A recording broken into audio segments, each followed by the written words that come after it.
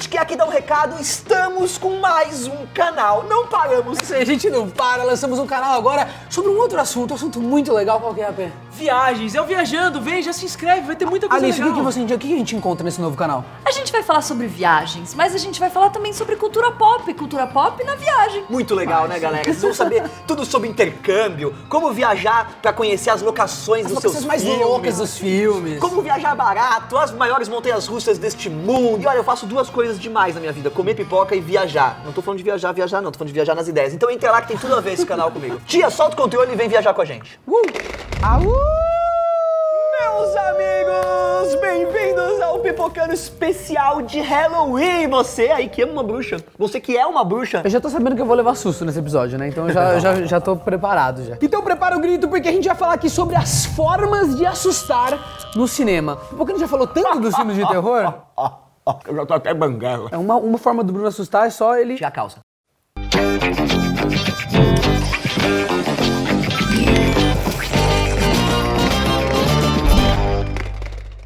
O terror tem presença garantida desde as origens do cinema, tanto que o primeiro filme reconhecido do gênero foi feito em 1896. Faz tempo. Porra, pelo gênio, o Georges Méliès. E a gente, inclusive, fez um vídeo aqui sobre o primeiro terror da história. Clica aí no card e assista. E desde aquela época, né, o terror no cinema veio evoluindo, né, participando da sétima arte. E com isso ganhou cada vez mais formas de deixar o público de cabelo em pé, de assustar as pessoas. E o terror, galera, ele é incrível justamente porque ele mexe com medo, uma emoção que mexe com o nosso instinto de sobrevivência e que, no fundo, ninguém gosta de sentir medo. Não, e na verdade é assim, quando você sente aquele medo, tipo, run for your lives, né, tipo, mano, mexe nos seus hormônios, é um negócio que mexe fisiologicamente com o ser humano. É por isso que uma das formas mais tradicionais de causar susto se baseia em mostrar aquilo que transmite esse medo, né? Só de você bater o olho. Como, por exemplo, um assassino, um monstro, uma assombração. Ou seja, olhou, ficou com medo. Nesses casos, galera, os realizadores, eles geram medo apelando diretamente pro visual da ameaça. Bastando a gente ver um demônio horripilante pra não conseguir dormir à noite. Ou seja, mostra o que dá medo e aí todo mundo fica com medo. É, capricha na Isso é maquiagem, básico. faz aquela coisa horrorosa. E não é à toa que muita gente tem um desconforto só de lembrar do rosto todo queimado do Fred ou a aparência ela toda apodrecida da Samara. E além de contarem com impacto visual, muitos diretores preferem mostrar primeiro algum indício do vilão, criando suspense, até revelar a ameaça aterrorizante de vez. Então você vai conhecendo a ameaça devagarinho.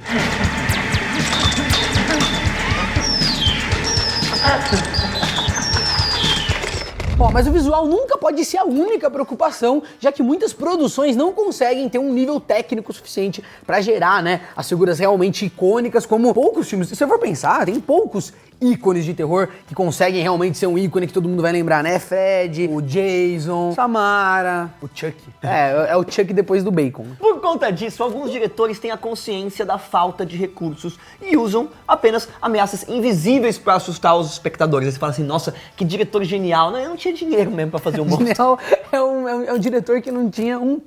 Isso ajudou a manter esse gênero de baixo orçamento, já que a tensão nasce da expectativa, né, e da imaginação do público sem precisar mostrar tudo na tela. Porque o público, ele traz a bagagem dele. Às vezes você só despertar isso na pessoa vai dar mais medo do que você mostrar uma coisa que às vezes a pessoa não tem medo. É verdade.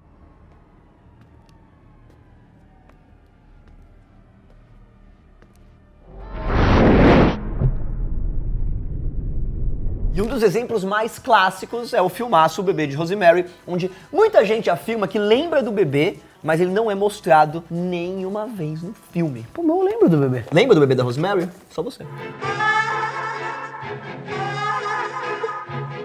What have you done to it? Outro exemplo aqui é o filme Tubarão, né, do Titio Spielberg, que tem lá aquele animatrônico, aquele bicho gigante que dava um monte de defeito, e eles não mostram quase nunca no filme, cara. É outro Parece motivo poucas aí, vezes, né? Mas eles deram um jeito na edição, na montagem do negócio ficar bom. Aí é porque o boneco vivia quebrando nas gravações. É, né? se fosse um boneco incrível, o Spielberg ia ter colocado ele já na abertura, capa. mastigando alguém. É.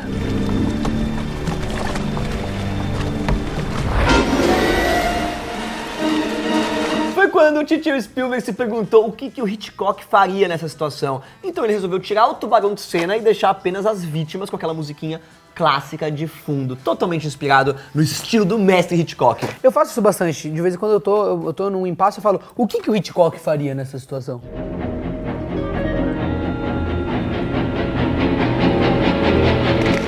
E o da hora, galera, é que muitos filmes conseguem dar, às vezes, mais medo do que filmes que mostram, de fato, o monstro, a ameaça. E isso acontece graças a uma boa direção, acompanhada aí por uma trilha sonora caprichada. Música, cara, é uma das coisas que dá mais clima em filme de terror. E às vezes não ter trilha dá muito medo. E se o gênero é cheio de filmes com serial killers, criaturas, brinquedos malditos e crianças satânicas?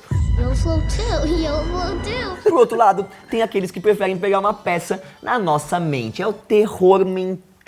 Ou o terror psicológico, né? Cara, esse é um dos subgêneros mais explorados e ele dá preferência pra retratar os conflitos da mente, mano. Que eu acho, na verdade, cara, As treta. uma das coisas mais medonhas. Se você pegar um filme famoso, que é O Iluminado, você vê que o que acontece é um terror muito mais psicológico, você achar que o cara tá ficando louco, do que você achar que realmente tem espírito. Isso é legal porque funciona pra quem acredita em espírito e pra quem não acredita, porque a loucura, galera, é algo que dá medo, eu acho que em todo mundo, né? Você não precisa acreditar que os loucos existem, eles Não, existem. eu acho que é uma das coisas que mais dá medo, porque o medo vem da normal. Ai, cacete!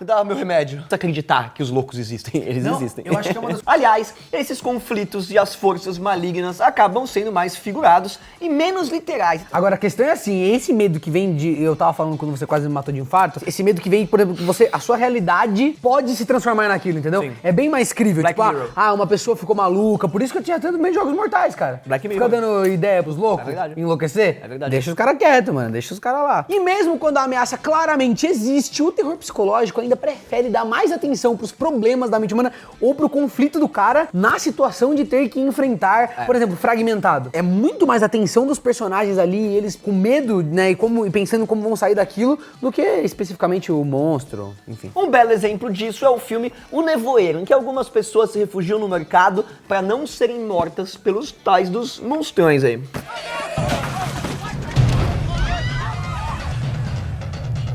E a tensão é criada pelo medo óbvio das criaturas, mas tudo se desenrola a partir dos conflitos morais e da insanidade que começa a rolar entre o grupo, né? E retratar isso é meio complicado, porque a gente não passa por essas situações, né? No na dia a vida. dia, pra você saber como é que as pessoas Exatamente. reagiriam. Mas então, galera, chega um momento que o maior perigo pros protagonistas não são os monstros, mas sim a paranoia das outras pessoas. End time has come, not in flames, but in mist. E tem aquela frase famosa, né? A gente só conhece uma pessoa de verdade quando passamos por um apocalipse zumbi com ela. Eu sempre falo isso.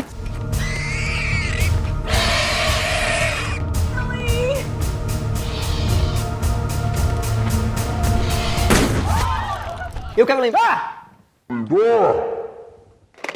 Enquanto muitas obras do gênero usam aí visual e violência, né, inclusive violência explícita pra assustar as pessoas, outras preferem construir a tensão com detalhes menos apelativos. Alguns filmes, por exemplo, que seguem um exemplo, é A Bruxa, Suspiria, Os Invasores de Corpos e Repulsa ao Sexo. Às vezes, galera, a cena nem apresenta perigo, mas a atmosfera é tão bem feita que o público fica se revirando, esperando acontecer alguma coisa. E é assim que a gente reconhece quando usam bem esse recurso, mesmo quando simplesmente não acontece nada e você tá com medo do filme inteiro. Na verdade, galera, existem casos em que a atmosfera toda é preparada para um só acontecimento futuro acontecer e quebrar a expectativa, como o Danny andando de triciclo iluminado.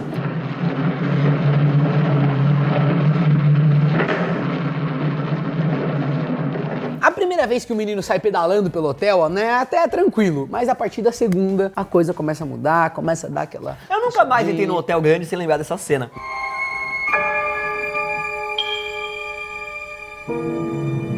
E é só na terceira vez que ele finalmente topa com as irmãs sinistras, numa das cenas mais memoráveis de todos os tempos. Come and play with us, Daddy. Forever. Ó, dá uma olhada nessa cena, que a câmera do filme de suspense, filme de terror, muitas vezes tá mostrando a cara do personagem, mas não mostra o que ele tá vendo. Isso causa um suspense muito grande, que você não sabe o que o personagem tá vendo. E eu ia falar que o Iluminado, na verdade, aquela cena é um cosplay da abertura do Rugrats.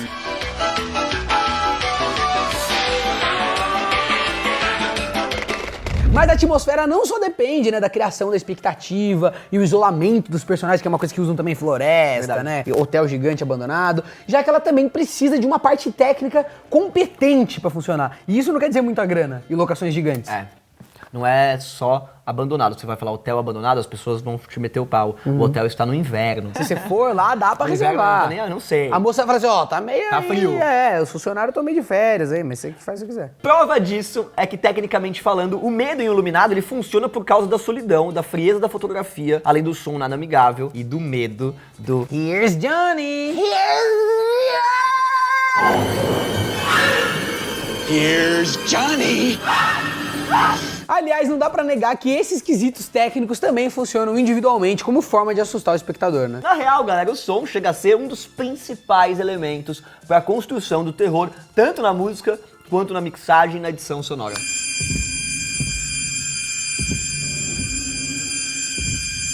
Os cineastas costumam usar o recurso sonoro completando a imagem, né, pra aumentar a tensão, como se as duas coisas trabalhassem em harmonia, né, como se uma coisa estivesse na outra, mas lógico, dá pra você também usar isso ao contrário e também funcionar. Ó, vou dar um exemplo aqui de Psicopata Americano, que inclusive o assassino é vivido pelo Christian Bale, que é o nosso Batman da trilogia Nolan, que mata o Jared Leto, que é o novo Coringa da DC. Ele tá ouvindo uma música super animada nessa cena, né, mostrando o quanto ele é pirado das ideias. Hey, Paul!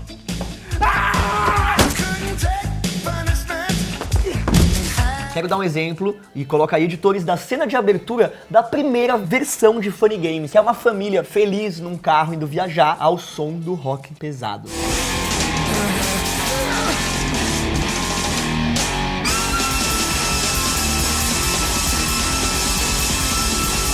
E o uso do som também merece ser lembrado, por exemplo, em O Sexto Sentido, que passa um silêncio melancólico, né, e opressor, inclusive, pro protagonista, e isso se reflete nas pessoas que estão assistindo, né, você fica com aquela mágoa, aquela angústia de estar sozinho. Aliás, galera, a obra-prima do Shyamalan merece os parabéns por conseguir juntar todas as boas formas de susto possível, tanto as explícitas quanto essas mais sutis. You can't hurt me anymore! Outra coisa que não pode ser ignorada na hora de fazer um terrorzão é a iluminação, né? Ou a ausência da iluminação também, que funciona muito bem. Isso tem relação com o senso comum de que na escuridão mora algo desconhecido e, por consequência, costuma causar medo nas pessoas. Por isso também todo mundo tem medo da noite, porque à noite o bagulho fica O bagulho louco. fica crazy. Em muitas produções é como usar a luz de baixo pra cima no personagem ou no lugar, criando sombras, distorções, o que ajuda a passar uma impressão fantasmagórica nas cenas, né?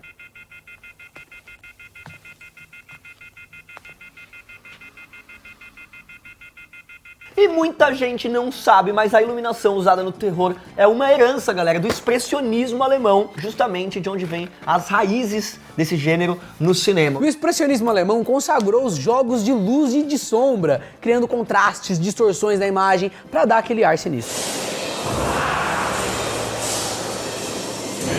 Infelizmente, muitos filmes não têm a fotografia devidamente trabalhada, já que a galera que faz, eles apenas escurecem as cenas como se isso fosse o bastante pra você ficar com medo. Então o filme ele é escuro. Mas se alguém quiser uma aula de iluminação de terror, é só você assistir O Exorcista, que tem um equilíbrio perfeito entre a luz e a sombra para ajudar na criação do medo. É um filme legal, recebeu 10 indicações ao Oscar e uma delas foi justamente de fotografia.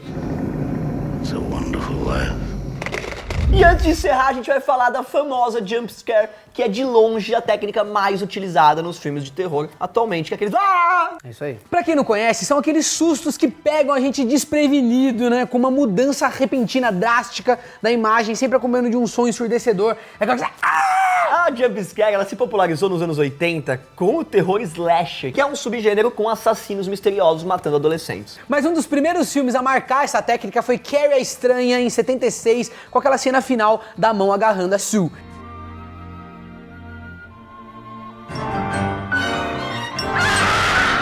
Essa cena, Roland, eu gosto de falar que ela influenciou diretamente o final de Sexta-feira 13 e desde então as jumpscares têm causado ataque cardíaco por aí. Era uma época onde nem se falava de jumpscares, onde o jumpscare quase foi inventado.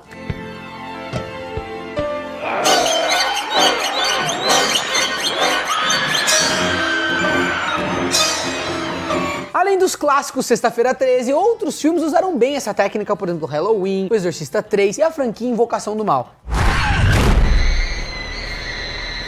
Elas também ficaram populares na internet com aquelas pegadinhas muito loucas que você dá play e aparece o Satanás te possuindo.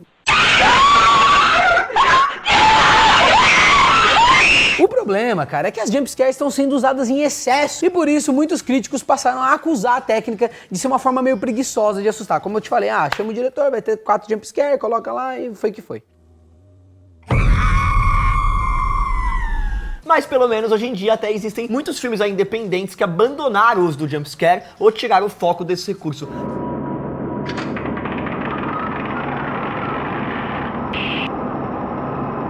Galera, espero que vocês tenham gostado desse especial de Dia das Bruxas. Eu fiquei com medo. Eu também. Se você quiser mais Dia das Bruxas, vai lá no Pipocando Música, que vai ter um especial muito legal com Michael Jackson. Mano, a gente desenterrou o Michael Jackson. Você desenterrou o Michael Jackson? Desenterrei. Por que você foi fazer isso, Bonk? Já apodreceu já, cara. Tia, solta o controle. E vem que vem. Vem que vem.